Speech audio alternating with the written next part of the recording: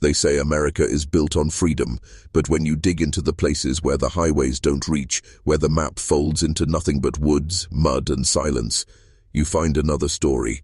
Not the one written in textbooks, not the one recited on holidays. I'm talking about the story buried in bloodlines. Generations repeating themselves like a curse, the same last names circling around a single valley, until the children born there don't just inherit their father's eyes or their mother's hands. They inherit something darker, something no one outside was supposed to see. There are traditions hidden in the ridges of Appalachia, the backwoods of Kentucky, the river valleys of West Virginia, where family trees don't branch out, they twist inward. And when they do, they grow something not entirely human. I'm not speaking of monsters from folklore, though the old folks still whisper about them. I'm speaking of what happens when survival takes priority over choice, when a family is sealed off from the outside world for so long that love, marriage, and children never leave the circle of kin. It begins like a shadow on the wall, subtle, unspoken. A grandfather marrying his cousin, a sister raising a child who looks eerily like her brother. The people there will never admit it, at least not to outsiders. They'll tell you it's gossip, lies spread by city folk who can't understand the old ways. But then you look at the census records, you read the faded family Bibles kept in attics where no one goes anymore, and you realize the names are repeating over and over. And those repetitions don't just stay on paper, they seep into flesh. You hear stories of children born with eyes set too far apart, or voices that never sound quite right, a haunting echo in their blood. It doesn't mean they're guilty, it means they're trapped. Born into a legacy they never chose, bound by a tradition, so deeply hidden it feels almost sacred. When you stand in those hollow towns, you feel it in the silence. The way the birds stop singing, the way people close their doors as you pass, as if the land itself remembers the secret, and it wants you gone before you ask too many questions. Every tradition starts with a reason, and in these forgotten corners of America, the reason was always survival. Settlers carved their homes into mountainsides, built cabins where the soil was thin and the winters were merciless. Roads were scarce, travel was dangerous. Strangers didn't come, and no one dared leave. In isolation, blood was the only resource that could be shared, passed down like heirlooms when there was nothing else to inherit. At first, it was whispered away. Cousins marrying cousins because no outsiders would have them. A daughter promised to her mother's brother so the land would stay in the family. The community was small, and no one had the luxury of choice. The church bells still rang, the hymns still rose, but beneath it all, there was silence about what was really happening. Silence became tradition. Over decades, the silence turned into something heavier, something you can feel in the air when you walk through those hollow towns. It seeps into the timber of old barns, into the ground beneath forgotten graveyards, where headstones carry the same names, repeating like a chant. Names that were once a matter of pride, now stained with suspicion. Families protecting themselves not just from outsiders, but from the truth within. They'll tell you it was just the way things were, that it was necessity, not sin, and maybe they're right, at least in the beginning. But blood remembers, and when generation after generation shares the same blood, it doesn't forget. You can see it in the stories that drift like smoke through those mountains. A child born without speech, another with a twisted spine, another who never grew beyond the size of a boy. These are not just stories to frighten children. They are the echoes of choices made long ago, still shaping the lives of those who live there now. And the saddest part, they don't see it as horror. For them, it is as simply life, the same way their parents lived and their parents before them. A lineage bound not by love, not by freedom, but by a ritual of blood too old and too deep to break. When outsiders do stumble into these towns, they rarely stay long. There's a feeling you get, like eyes on the back of your neck, children peering through curtains, elders standing silently on porches, their faces carved by years of watching the world pass them by. They don't ask you who you are or why you've come. They don't need to. They already know you don't belong. Some families go out of their way to hide. They'll avoid cameras, refuse photographs, and turn away anyone who asks too many questions. But others, they wear their secrets in plain sight. You'll find them living in collapsing shacks, barefoot, their words slurred into a language half forgotten, a dialect born from generations of insularity, so warped and twisted it's barely recognizable. To hear them speak is to feel like you've crossed into another time, another country, one where America's rules never reached. Locals who live in the towns nearby know the names, and they'll warn you quietly, like they're passing along a curse. They'll say things like, "Don't go up that road after dark," or "That family keeps to themselves." What they don't say, but what everyone understands, is that the family isn't like other people, not entirely, and no one dares test how far the bloodline's shadow stretches. The strangest part is how fiercely they protect one another. It doesn't matter how twisted the tree has grown. Family is sacred. Outsiders see deformity, illness, and sorrow, but inside, what they see is unity. They cling to each other because no one else ever would. That's what makes it so hard to untangle. What outsiders call corruption, they call survival. What we see as tragedy, they see as tradition. And so the silence remains unbroken. Stories are passed in whispers, records are altered, photographs are burned. And the more the world moves forward, the more these places sink deeper into themselves. The bare term. Dirt roads grow narrower, the houses rot, the graveyards spread like a sickness across the land. But inside the homes, the families continue, generation after generation, bound by an inheritance no one dares to name aloud. It isn't just history, it's a living curse, one that still walks among us. There's an unease that settles in when you start to trace the truth back through time. Census records, yellowed and brittle, show the same surnames tangled together in ways that don't make sense. Marriages between first cousins, uncles and nieces, a grandfather's name returning decades later as the father of children born to women who were never meant to be mothers. The deeper you go, the less it looks like a family tree, and the more it resembles a knot that can never be undone.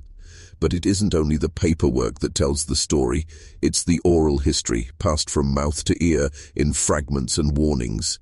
Elders speak of children who never learned to speak, of others who lived into adulthood but never left the porch where they were born.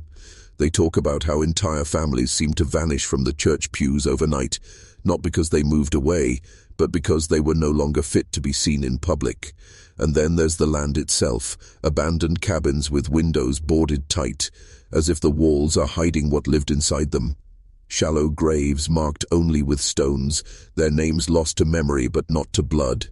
Trails that wind through woods where no one dares to walk alone after dusk. If you listen carefully, you can almost hear it, the faint laughter of children who never left childhood, the hollow cough of men whose bodies betrayed them before their 30th year. These sounds cling to the trees like fog, reminders of a cycle too cruel to break and too secret to confess. Even now, people will deny it. They'll say it's all rumor, exaggeration spun by outsiders who never cared to understand the hardships of mountain life. And perhaps that's true in part. But there are always pieces of evidence that slip through the cracks. Photographs hidden in private collections, handwritten letters describing family arrangements never meant for public eyes, the face's eye. And those images are hard to forget. Wide-set eyes, slack jaws, expressions that seem caught between innocence and something much heavier, something that makes you want to look away, but also forces you to keep staring. It's here, in these fragments, that the horror becomes undeniable. The past doesn't just stay buried. It lingers in the shadows, waiting for someone brave or foolish enough to look directly at it. The most disturbing part of this story isn't the records, the graves, or even the children born into lives they never asked for. It's the realization that these bloodlines are still alive. Right now, in America, there are families carrying on traditions that began centuries ago, traditions forged in isolation and cemented in secrecy. They walk the same dirt paths, live in the same collapsing houses, and guard the same secrets. Outsiders who have seen them up close often describe a kind of haunting, not just in how they look, but in how they carry themselves. Some shuffle as though the weight of generations presses on their bones. Some laugh in ways that sound too raw, too broken, like echoes of something long buried. It isn't their fault. They were born into a world that never gave them a choice, but the unease they inspire, the chill in the spine of anyone who meets them, is undeniable. People debate whether to call it abuse, survival, or something far older and more primal, but definitions don't change the outcome. Bloodlines bound too tightly together begin to turn inward, to consume themselves. And when that happens, what emerges is not just tragedy, it's a warning, a reminder of what happens when human beings are cut off from the rest of the world for too long. It's tempting to look away, to dismiss these stories as hillbilly myths or grotesque exaggerations, but the truth is more unsettling. For every tale that reaches the surface, there are dozens more hidden away, protected by family loyalty and a fear of shame that runs bone deep. You'll never hear about them on the evening news. You'll only hear them if you're willing to dig where no one else dares. And maybe that's why you're still here. Most people would have clicked away by now, unable to handle the weight of these revelations. But if you're still watching, you're already braver than most. Tell us in the comments, what would you have done if this was your bloodline? Would you run from it, or would you protect it, no matter the cost? Because that is the question at the heart of all of this. Not just what they've done, but what we would do if we were the ones born into a legacy that cannot be escaped. Every so often, someone from the outside world stumbles too close. A hiker who takes the wrong trail. A journalist chasing whispers of a story. A social worker sent to check on children who haven't been seen at school in years. And when they find what's hidden in those hollows, the reaction is always the same. Shock, revulsion, and then silence. Because who can speak about it without sounding cruel? Who can point to a family scarred by generations of inbreeding and say, look at them, without turning them into a spectacle? That's the paradox. The truth is horrific, but it's also human. Behind every story is a mother who simply raised the child she bore, a father who worked the same fields his father did, and a family who never saw themselves as monstrous, only as different. And maybe that's what unsettles us the most. They don't see horror when they look in the mirror, they see themselves. Yet the evidence is undeniable. Those who have documented these bloodlines, whether in photos, medical reports, or private testimonies, describe the same patterns. Children born with unusual features, adults who never fully matured, voices that seem caught between a moan and a word. Outsiders recoil, but inside those families it is accepted, not questioned, not shamed, simply life. But make no mistake, the outside world does intrude. There have been cases where children were taken by the state, where authorities intervened, and yet the bloodlines persist. Families retreat deeper into isolation, closing ranks tighter than before. Outsiders leave, shaken and unwilling to return, while the cycle continues in silence. It leaves behind an uncomfortable truth. These aren't just relics of history. They aren't gone. They exist now, living and breathing, tucked into the forgotten corners of America. And every year that passes, the silence around them grows heavier, the stories harder to tell, the truth easier to bury. When you realize that, the unease shifts into something else, something darker. Because this isn't just about what they've become, it's about what we've chosen not to see. There's a phrase you'll hear in these places, blood is thicker than water, but in the hidden hollows of America, that phrase doesn't just mean loyalty, it means inevitability. It means that no matter how twisted the lineage becomes, no matter how heavy the cost, family will always remain bound to family. To outsiders, it looks like decay. To them, it looks like permanence. And permanence is its own kind of prison.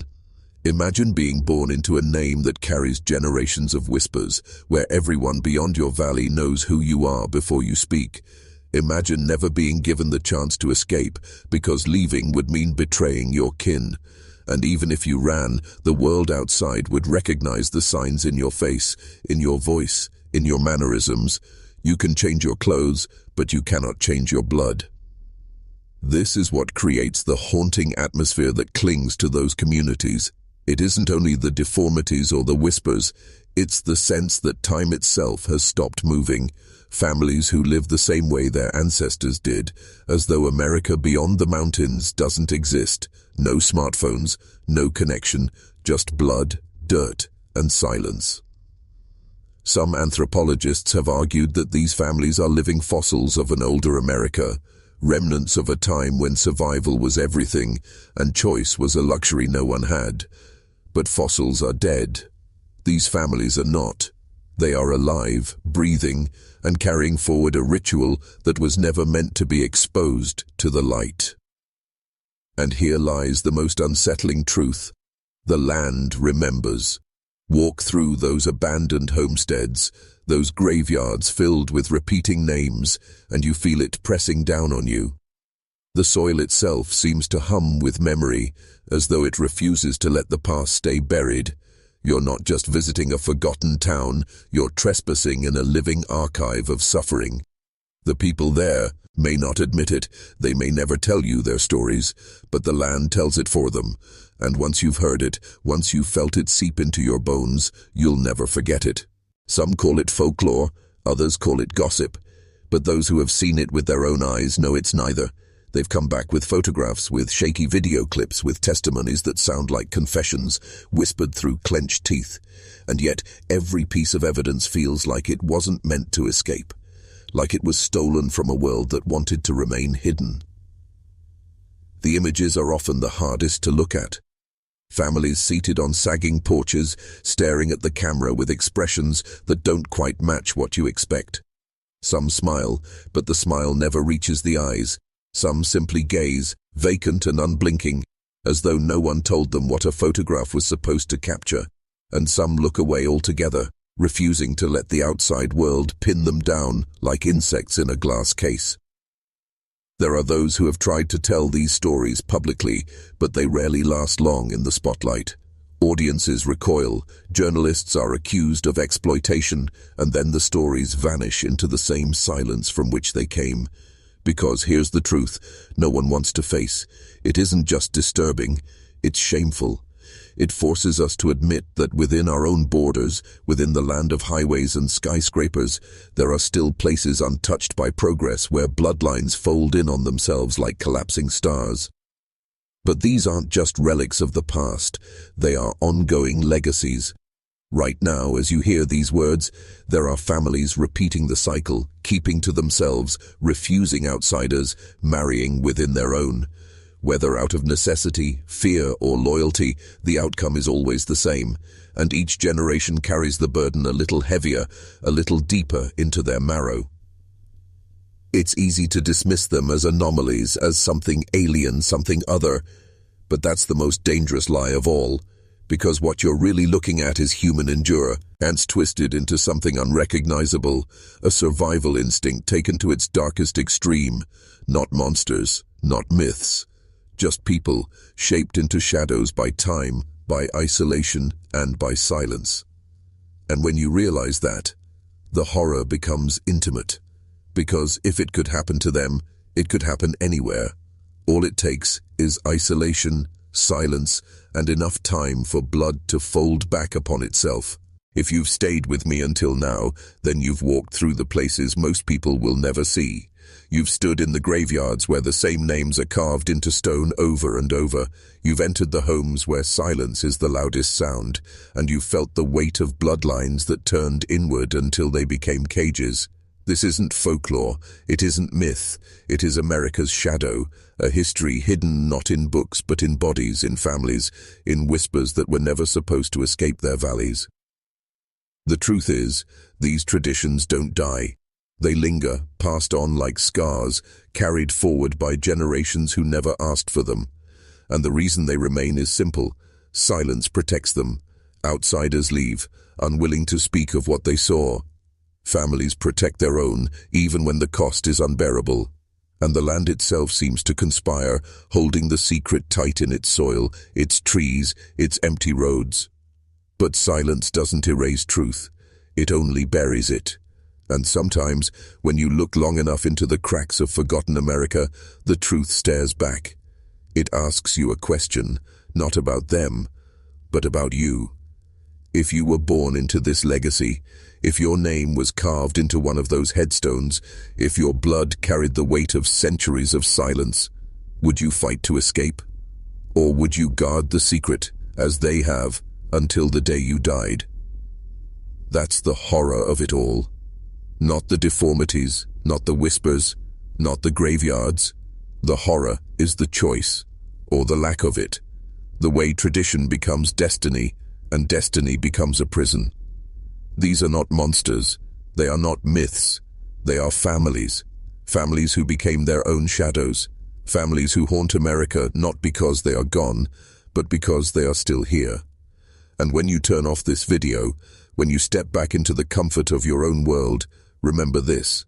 There are places in this country where time doesn't move forward, where the blood never leaves the circle, where the silence is so deep you can hear the past breathing. And once you've heard it, you will never unhear it. Because some traditions don't just haunt the past, they haunt the present, they haunt the land, and if you listen closely enough, they will haunt you too.